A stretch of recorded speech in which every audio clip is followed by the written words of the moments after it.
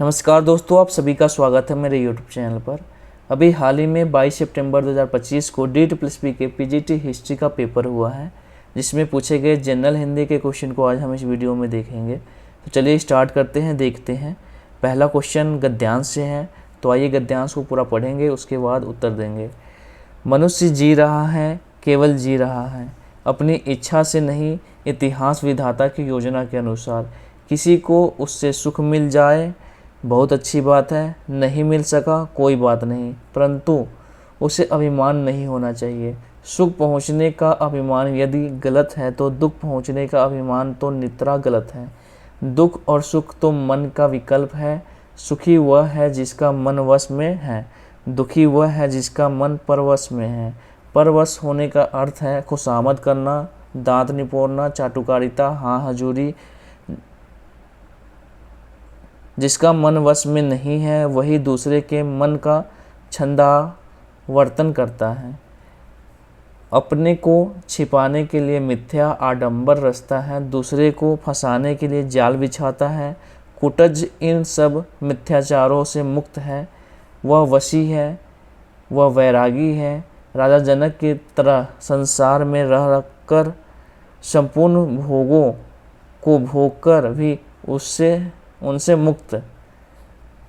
राजा जनक की ही भांति वह घोषणा करता है, मैं स्वार्थ के लिए अपने मन को सदा दूसरे के मन में घुसाता नहीं फिरता, इसलिए मैं मन को जीत सका हूँ, उसे वश में कर सका हूँ। कुटज अपने मन पर सवारी करता है, मन को अपने पर सवार नहीं होने देता।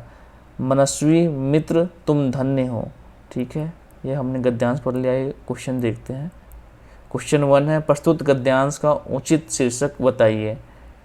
सुख दुख अभिमान भोग का कर्म मन की परवशता। तो मन की परवशता है इसमें, ऑप्शन नंबर 1 राइट आंसर है। अगला क्वेश्चन देखते हैं। क्वेश्चन नंबर 2 है, मनस्वी। मनस्वी का क्या अर्थ है? मनस्वी मतलब मौन रहने वाला, मन में बात रखने वाला, उच्च विचारों वाला, तप करने वाला।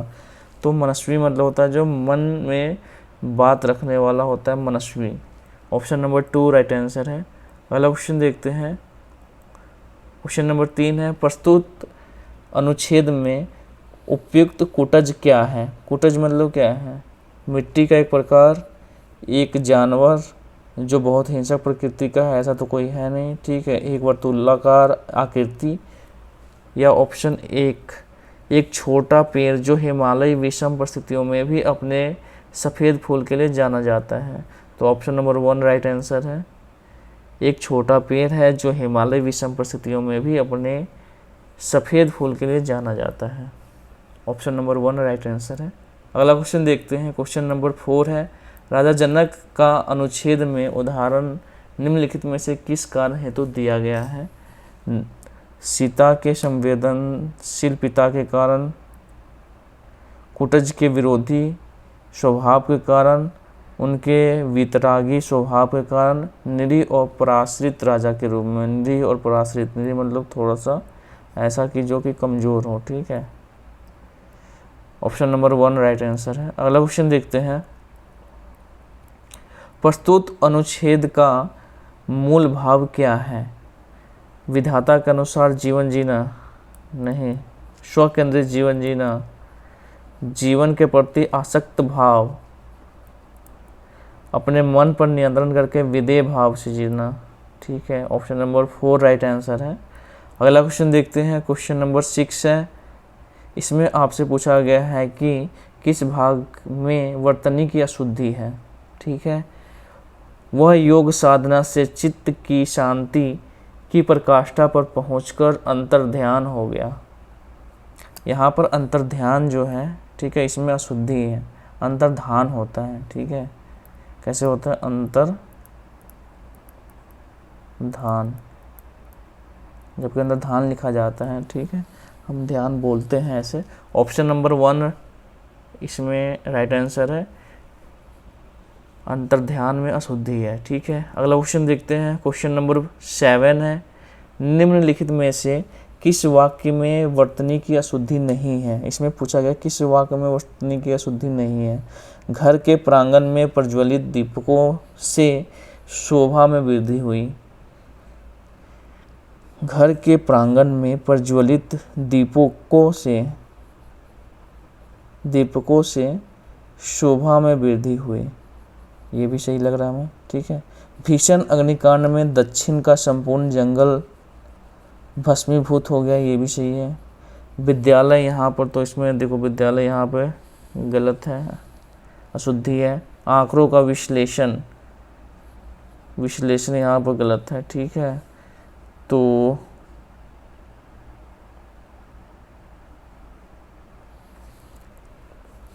हालांकि इसमें ऑप्शन नंबर 2 राइट माना गया है, जबकि 1 भी मुझे सही लग रहा है। घर के प्रांगण में प्रज्वलित दीपकों से शोभा में वृद्धि हुई, ये भी सही है, ठीक है।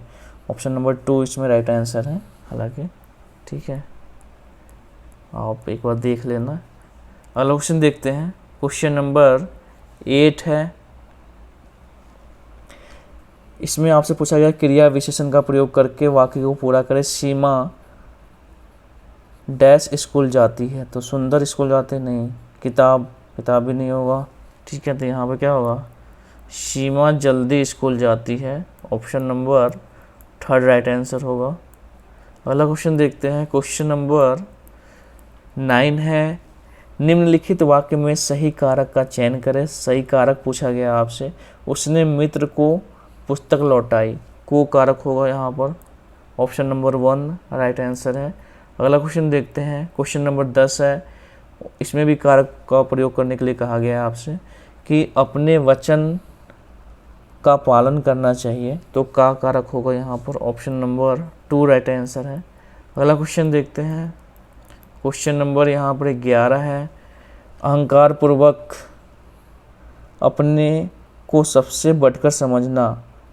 वाक्यांश के लिए सार्थक शब्द चुनना। इसमें अहंकार पूर्वक अपने को सबसे बढ़कर समझना। अहम मान्यता जो, तो वही है अहंकार पूर्वक। गर्वोन्मत्ता मतलब क्या होता है कि गर्व में चूर होने वाला, जो गर्व में चूर होता है, ठीक है। अभिमान मतलब ऐसा जो घमंडी व्यक्ति होता है, ठीक है। अर्हित मतलब क्या होता है? अर्हित मतलब जो योग्य हो।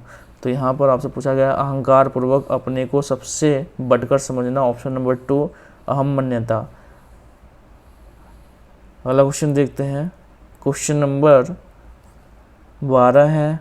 इसमें आपसे पूछा गया है कि अव्यवस्थित खंड दिए गए हैं, क्रम से लगाकर पूर्ण वाक्य बनाना है आपको। की दशा में ठोस कदम उठाए, सामूहिक सहयोग की भावना अपेक्षित वर्ग की महिलाओं ने। तो यहाँ पर है अपेक्षित वर्ग की महिलाओं ने, पहले नंबर पर तो ये आएगा, ठीक है। ने सामूहिक सहयोग की भावना से प्रेरित होकर शिक्षा और सशक्तिकरण की दिशा में ठोस कदम उठाए। चौथे नंबर पे आएगा। तो डी, पहले नंबर पर कौन आ रहा है? सी, दूसरे नंबर पर बी, तीसरे नंबर पर डी, चौथे नंबर पर ए। CBD है। ऑप्शन नंबर 3 राइट आंसर है। अगला क्वेश्चन देखते हैं। क्वेश्चन नंबर 13 है। पुरानी, इसमें पूछा गया आपसे लोकोक्ति का उचित प्रयोग बताना। लोकोक्ति का अर्थ, पुरानी चीज़ें ज़्यादा दिन तक चलती है। इसका मतलब ये अर्थ है, लोकोक्ति बताना है कौन सा। पुरानी चीज़ें ज़्यादा दिन तक चलती है। पराए धन पर लक्ष्मी नारायण नहीं। पकाई खीर पर हो गया दलिया। नया 9 दिन, पुराना 100 दिन, ठीक है। तो पुरानी चीज़ें ज़्यादा दिन तक चलती है, यही है नया 9 दिन, पुराना 100 दिन। ऑप्शन नंबर 3 राइट आंसर है। अगला क्वेश्चन देखते हैं। Question number 14। इसमें आपसे पूछा गया है उपयुक्त विशेषण का चयन करें। वेदों में लिखित ऋचाओं का अर्थ अत्यंत दुर्बलता है। दुर्बलता तो कभी नहीं होगा। गूढ़ मौलिकता है, अत्यंत मौलिकता स्वाभाविक है। वेदों में लिखित ऋचाओं का अर्थ अत्यंत स्वाभाविक है, गुड है। ठीक है, ऑप्शन नंबर 2 राइट आंसर है। अगला क्वेश्चन देखते हैं।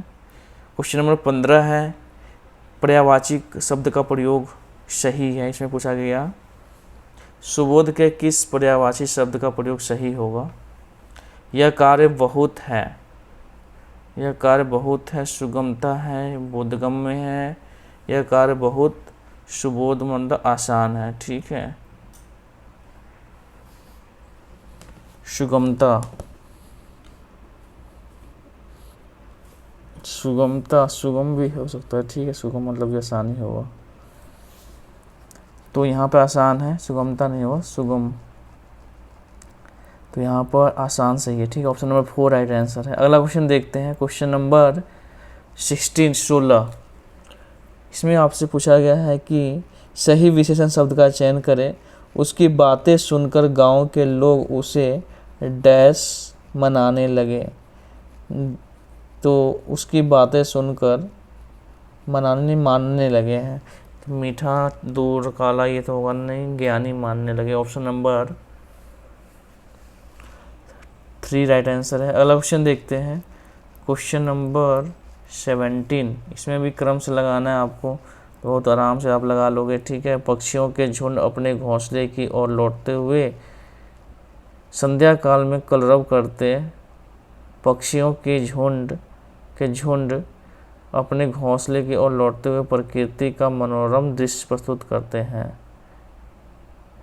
तो पहले नंबर पे कौन आएगा, संध्या काल में कलरव करते हुए 1, लौटते हुए 2, पक्षियों के झुंड ये 2 नंबर पे, तीसरे नंबर पे ये आएगा, 4 नंबर पे ये आएगा। तो 1 नंबर पे कौन सा, सी, दूसरे नंबर पे ए, बी, डी। ठीक है, ऑप्शन नंबर 3 राइट आंसर है। अगला क्वेश्चन देखते हैं। क्वेश्चन नंबर 18 है, निम्न वाक्य के रिक्त स्थान में मूर्ख शब्द का कौन सा पर्यायवाची आएगा। तो यहाँ पर देखो, गांव में रहने वाले व्यक्ति को कहा जाता है,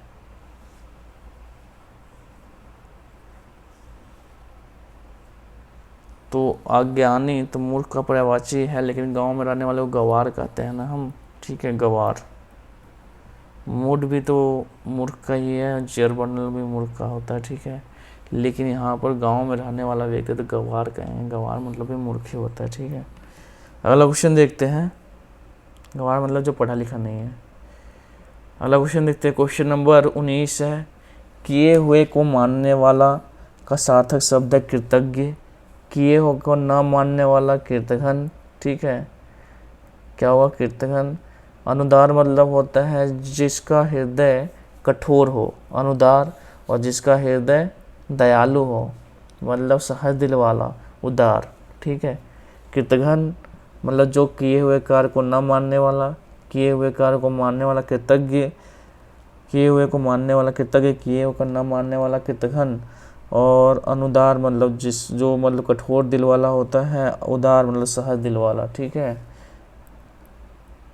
सहज हृदय वाला भी कर सकते हो। ठीक है, तो ये आपके इसमें ऑप्शन नंबर 1 राइट आंसर है। अगला क्वेश्चन देखते हैं। क्वेश्चन नंबर 20 है, 20 मुहावरे का अर्थ पूछा गया है। मुहावरे का, इल्लत पालना, इल्लत पालना मतलब झंझट पालना, इल्लत पालना मतलब झंझट पालना। तो ये 20 क्वेश्चन आपके कंप्लीट हो गए। आई होप वीडियो आपको अच्छा लगा होगा। अगर वीडियो अच्छा लगा तो लाइक करिए, सब्सक्राइब करिए और शेयर करिए। मिलते हैं नेक्स्ट वीडियो में। जय हिंद, जय भारत।